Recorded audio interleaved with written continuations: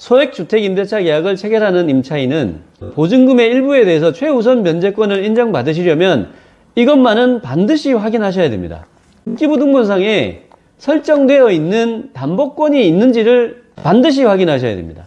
왜 그러냐면 보증금의 일부에 대해서 최우선 변제권이 인정되는 소액 임차인인지 여부는 선순위 담보권자가 존재하는 경우에는 내 계약 체결일 당시를 기준으로 하는 것이 아니라 선순위 담보권의 설정일을 기준으로 해야 되기 때문입니다. 최우선 변제권이 인정되는 소액 임차인의 보증금 액수는 약 2, 3년을 주기로 계속 상승하고 있습니다. 따라서 선순위 담보권 설정일 당시에 소액 임차인인지 여부의 기준이 되는 보증금 액수가 지금보다 낮기 때문에 그 당시의 보증금을 기준으로 내가 소액 임차인이 되는지를 따져보셔야 된다는 겁니다. 왜 그러냐? 소액 임차인의 최우선 변제권은 선순위 담보물권자의 희생하에 특별하게 소액 임차인의 주거 안정을 위해서 그 임차 보증금 3분의 1 정도에 대해서 최우선 변제권을 인정하는 예외적인 제도입니다. 따라서 이전에 담보권을 설정한 담보권자가 그 설정 당시에 나보다 예외적으로 우선하는 최우선 변제금은 얼마다 라고 신뢰한 것은 보호되어야 하기 때문입니다. 예컨대 2023년 2월 21일 이후 서울지역의 경우 소액 임차인은 1억 6,500만 원 이하의 보증금에 해당하는 임차인에 대해서 5,500만 원에 대해 최우선 변제권이 인정됩니다. 그런데 2021년 5월 11일부터 2023년 2월 20일까지는 서울의 경우 소액 임차인은 1억 5천만 원 이하의 보증금이었고 그 3분의 1인 5천만 원에 대해서만 최우선 변제권이 인정됐습니다.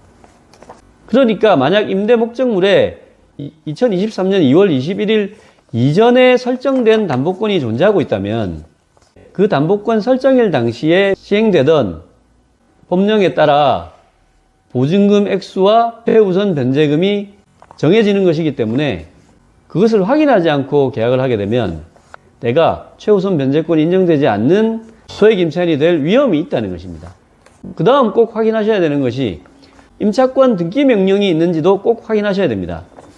자, 임차권 등기 명령은 임대차가 종료됐는데도 임대인으로부터 보증금을 돌려받지 못한 경우에 이미 취득한 대항력과 우선 변제권을 잃지 않으면서 이주를 할 수 있게 하는 제도입니다.